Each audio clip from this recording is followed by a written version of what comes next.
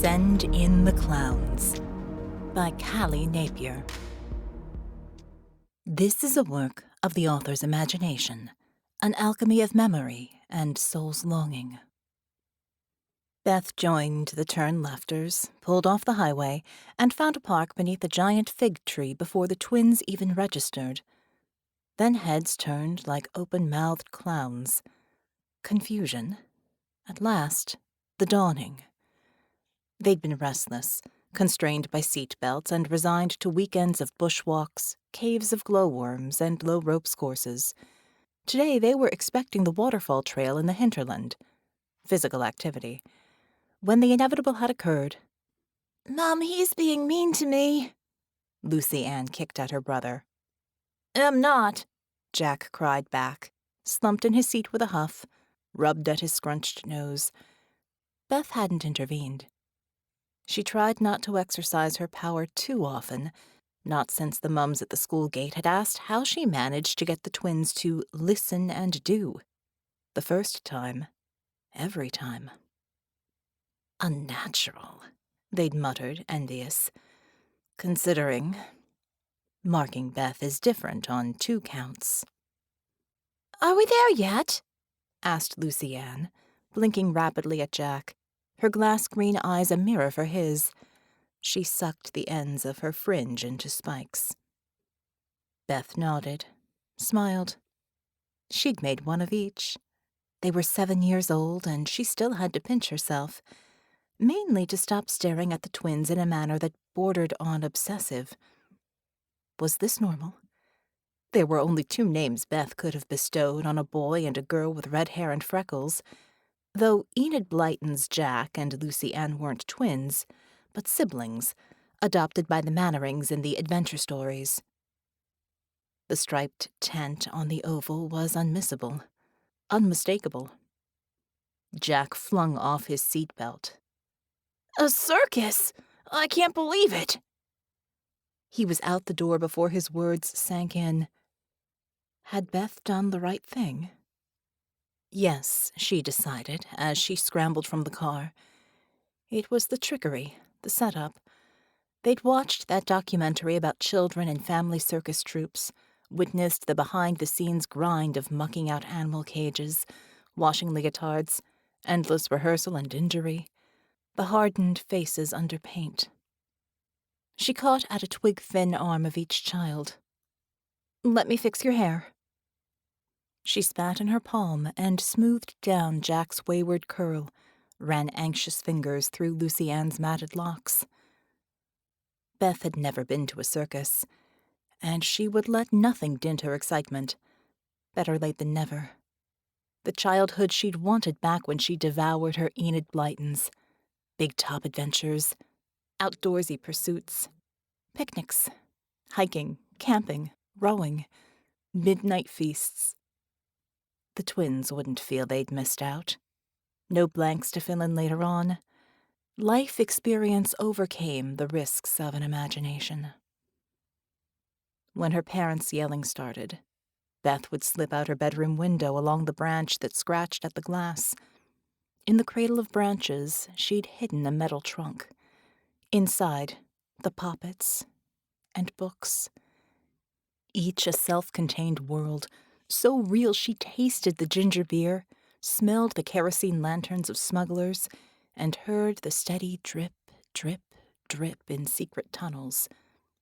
Worlds more real than her own. Even there, adults couldn't be trusted. When crockery smashed on the tiles downstairs, Beth had made vows to the bound-stick poppets, dressed in feathers and leaves, sitting obediently against the bark. She'd not always imagined twins. Sometimes she would have 4, or 5, or 7, and a dog. But never an only child, a lonely child. When she grew up, she'd promised them hers would have adventures. As a child, the author sketched detailed character studies of her future offspring. Names, birth dates, hair color, temperament, interests. By age 16, her eldest's name was set in stone, especially when, much later, She made her bargain.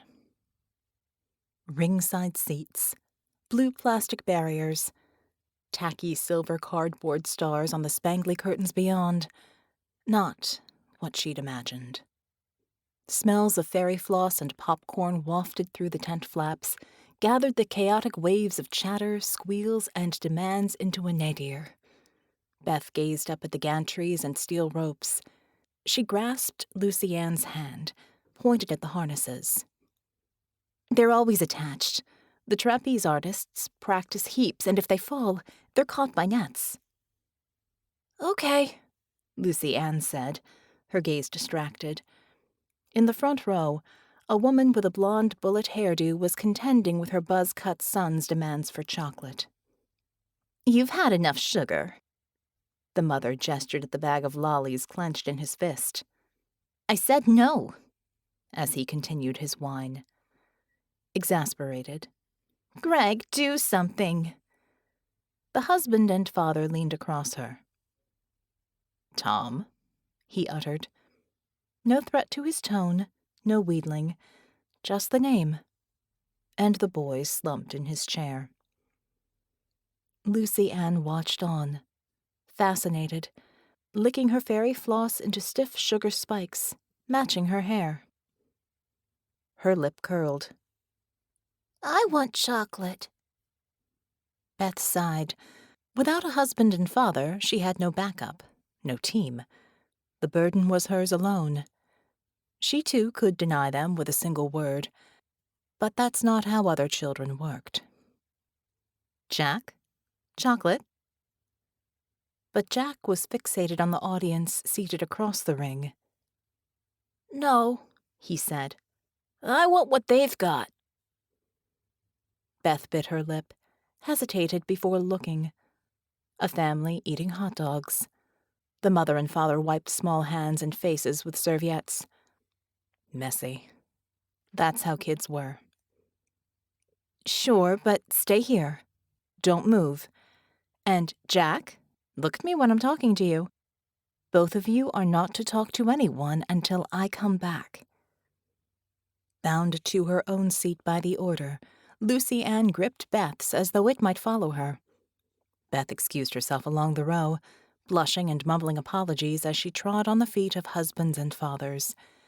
At the food stalls, she'd appeared like any of these women. Just herself, without the constant maintenance of a mask. A brief respite. The twins' obedience wouldn't last long. In this momentary relief, Beth mused how little different they were to these other kids with their jaded, disillusioned faces. Circuses were outdated, occupying empty school holidays under the guise of quality family time. Beth might always be single. No relationship had ever made it past 3 months.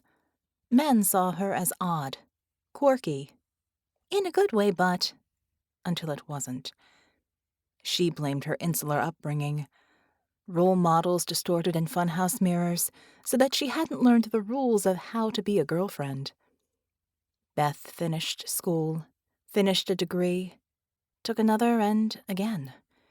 Her adult friends peeled off for other halves and real jobs, as her father called these careers in nursing or teaching or Etsy businesses. Beth graduated from Enid Blyton to Shirley Conran, Jane Austen, Stephanie Meyer. She'd really tried. After yet another breakup in her early 30s, Beth had visited her mother in Tasmania. They walked along the shore of the Huon River.